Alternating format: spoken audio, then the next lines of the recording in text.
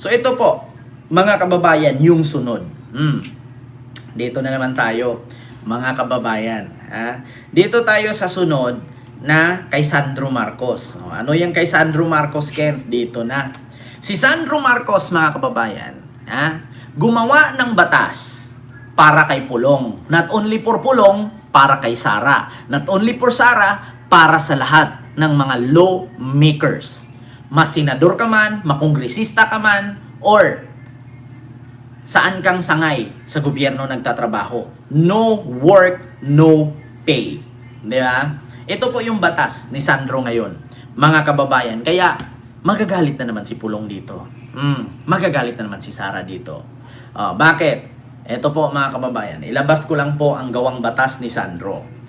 Ito, mga kababayan, sa Inquirer.net po ito.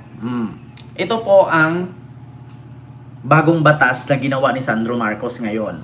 So ayan, basahin ko lang, mga kababayan. Sandro Marcos pushes no work no pay bill for lawmakers.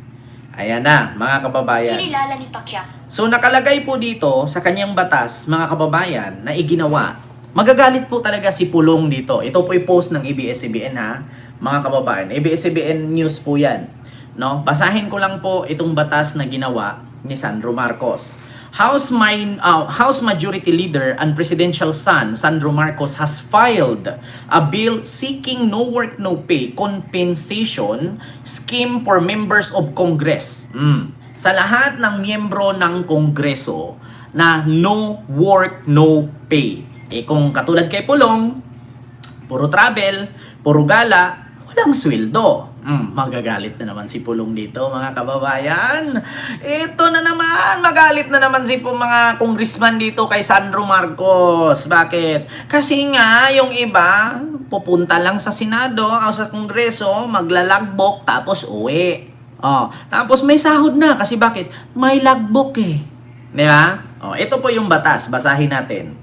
The principle of no work no pay is a general labor standard applied to workers across the country. However, members of Congress who are entrusted with the responsibility of crafting laws and representing the people are currently compensated regardless of attendance or participation.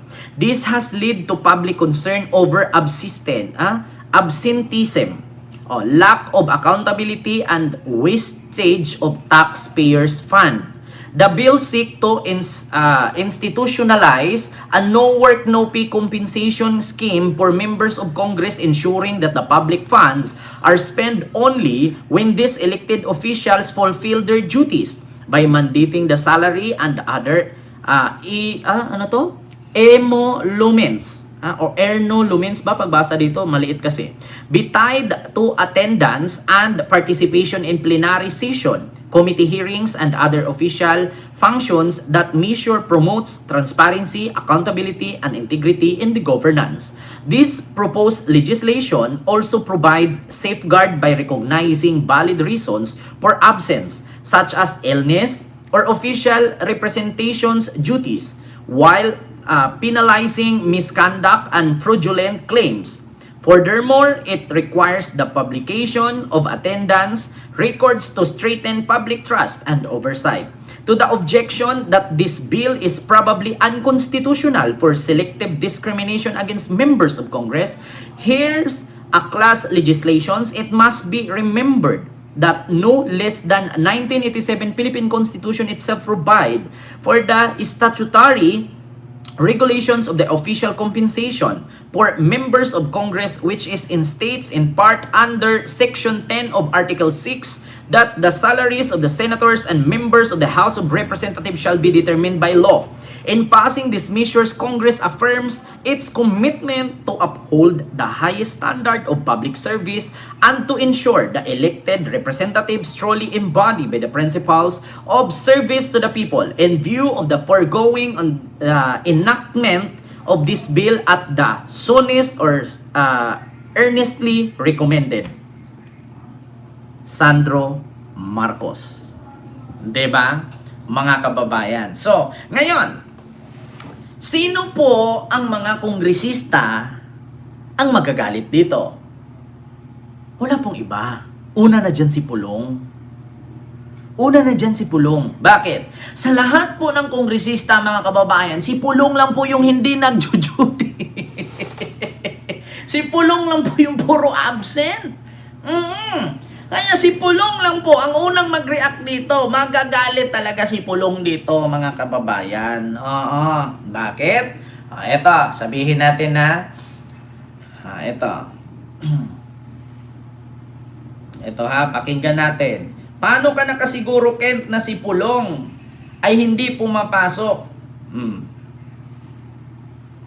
Pakinggan ninyo ang sabi.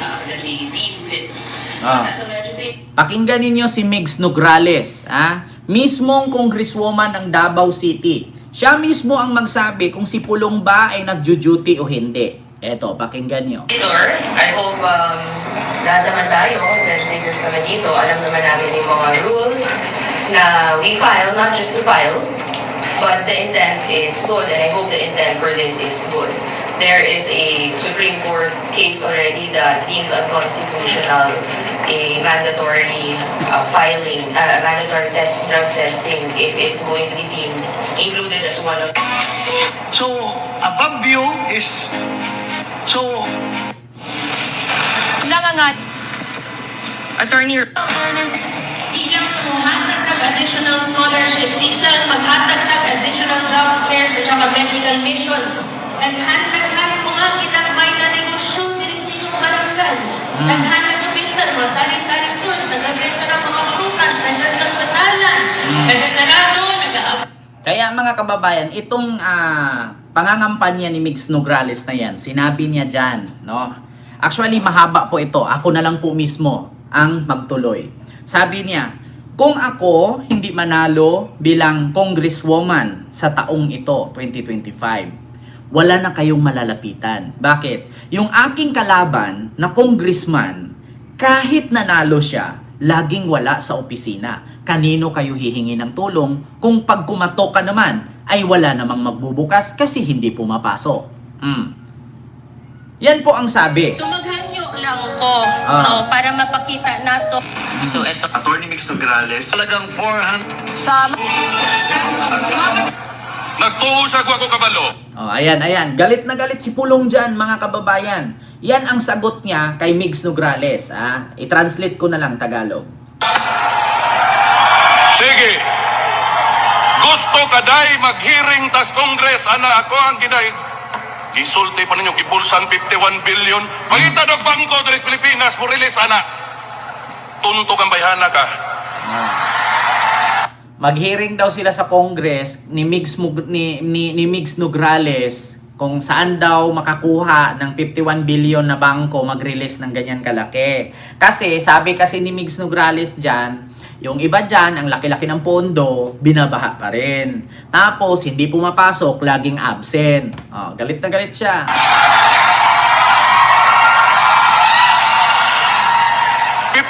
billion.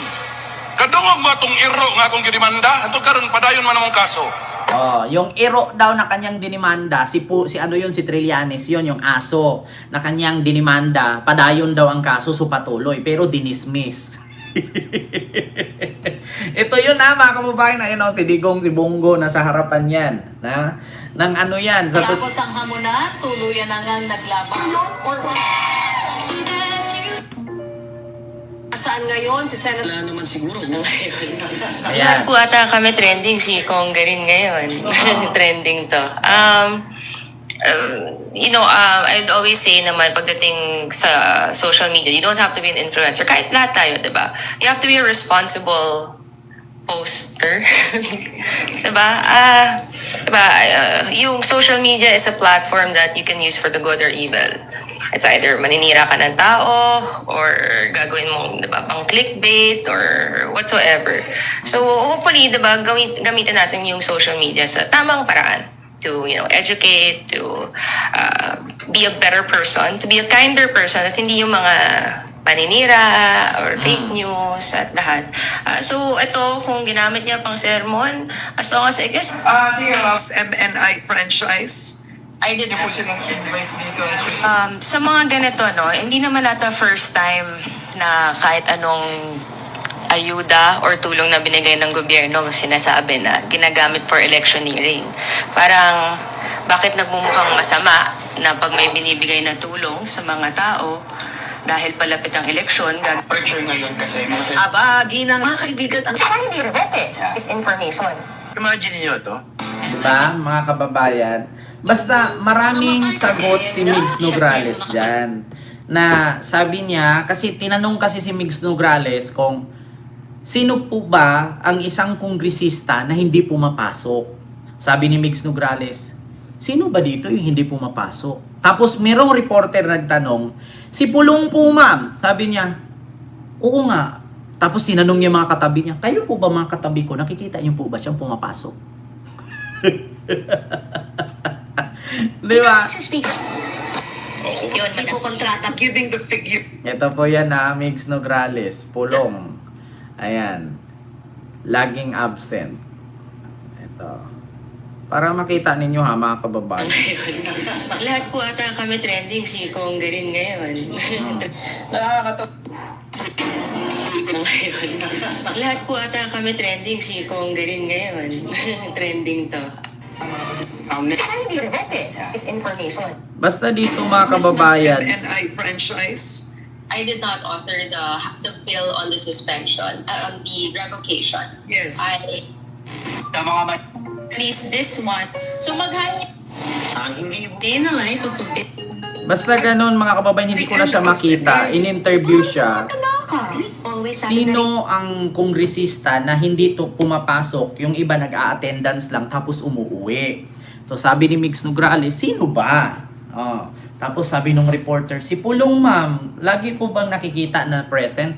Sabi niya, ever since naging kongresista ako, siguro isang beses lang sa isang taon ko siyang nakikita dito.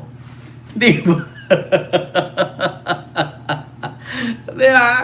Oh, totoo yan, mga kababayan. Basta, naku, mga kababayan. Kaya, hindi na tayo magtaka. Dito sa batas na gagawin ni Isang member Sandro. of Congress, wag na daw sa tawaging congressman. Ano na raw? Kasi nadadamay daw yung pangalan niya sa hindi magandang imahe ng ng mababang kapulungan. Ba't siya pumasok? Ito sinabi ni Congressman. O, diba? Tignan nyo yung reporter ha. Ulitin ko ha. Isang member of Congress, wag na daw sa tawaging congressman. Ano na raw? Kasi nadadamay daw yung pangalan niya sa hindi magandang imahe ng ng mababang kapulungan. Ba't siya pumasok? Ito sinabi ni Congressman Pulong Duterte. At sinabi niya to doon mismo sa snowy Hague, kung saan sila ay nandoon, at least ilang mga kaanak po ng dating. Diba? Sabi wag daw siyang tuwaging congressman kasi nadadamay daw siya sa katiwalian ng ibang kongresista. Sabi naman ng reporter, bakit hindi siya pumapasok? Kaya nga sabi ko sa inyo mga kababayan, kahit baliktarin man natin ang mundo, itanong ninyo si Pulong ba laging present o laging absent? Diba? Yun lang naman eh. Ganun yun mga kababayan. Kaya sa totoo lang, itong batas na ginawa ni Sandro, si Pulong ang unang aaray dito. Maniwala kayo sa akin mga kababayan. Si Pulong ang unang aaray dito sa batas ni Sandro. So yun lang po mga kababayan, yung live natin sa mga oras na ito, no? Wala na tayong ibang mapag-usapan. Actually, 3 lang po kasi yan eh. Mamaya maghanap pa ako ng iba. Na medyo maganda-ganda naman. Umupo lang Duterte para magnakaw. Mga bubo naman lahat na. Marv Bautista, hello po. Actually, hindi na po ako nagtaka. Sabi nga ni Manny Pacquiao, kasalanan po ng mga tao yan. Kasi nga, sinabihan na nga silang ganito, sinabihan silang ganyan, binubuto pa rin nila. Alam niyo, sa totoo lang, ito din, nagtataka din ako sa mga DDS. Bago ako mag-end nitong content na to, isa lang ang tanong ko. Kapag nakalaya ba si Digong sa dahig, magbago ba ang buhay ninyo, mga DDS? Kapag nakauwi ba si Digong mula sa kulungan, yayaman ba kayo? Kasi kung yayaman kayo, sasama na ako siguro makipaglaban sa ipagtanggol si Digong. Kasi kung makauwi si Digong, magbago man ang buhay ko, maging trilyonaryo ako. Mas better na sigurong maging bobo ako. Yeah? At kung sakali man na maging presidente si Sara sa 2028, magiging mansyon ba ang bahay natin na nangupahan tayo? Magkakaroon ba tayo ng mansyon? Kung sakali man na maging presidente si Sara at magkaroon tayo ng mansyon, bawat pamilyang Pilipino, siguro mga kababayan, magpakatangan na lang siguro ako kahit walang gagawin si Sara, iboto ko na lang din talaga. Kahit palayain niya lahat ng mga nakakulong na magnanakaw na kaalyado niya, okay lang iboto ko. Bakit? Kasi magka-mansyon ako eh. May mansyon ka nga, wala ka namang kakainin. Yeah? Kung ganun lang din naman ang mangyayari mga DDS, magsama-sama na lang tayo maging bobo lahat. Yeah? Makalaya si Digong, yayaman tayo. Maging presidente si Sara sa 2028, magkaroon tayo ng mansyon. Ay putang ina, lahat na, tikong bibig na lang tayo. Sige, tahimik, iboto na natin. Bakit? Nagka-mansyon ka na, yumaman ka pa. Diba? Sana all, san ka pa. Diba? So yun lang po mga kababayan. Maraming salamat po, no? Sana pag nakauwi si Digong, makalaya siya sa dahig at maging presidente si Sara, wala ng OFW yung Pilipino. Na? Sana wala nang maging OFW. Kung sakaling maging presidente si Sara, lahat ng OFW uuwi sa Pilipinas. Dito na maging OFW, hindi na OFW 'yon. Ang tawag doon Philippine workers na PW na. Rex Roble, mega love shoutout dyan. Maayong gabi dia sa Iligan. So yun lang mga kababayan sa ating lahat sa content natin sa mga oras na ito.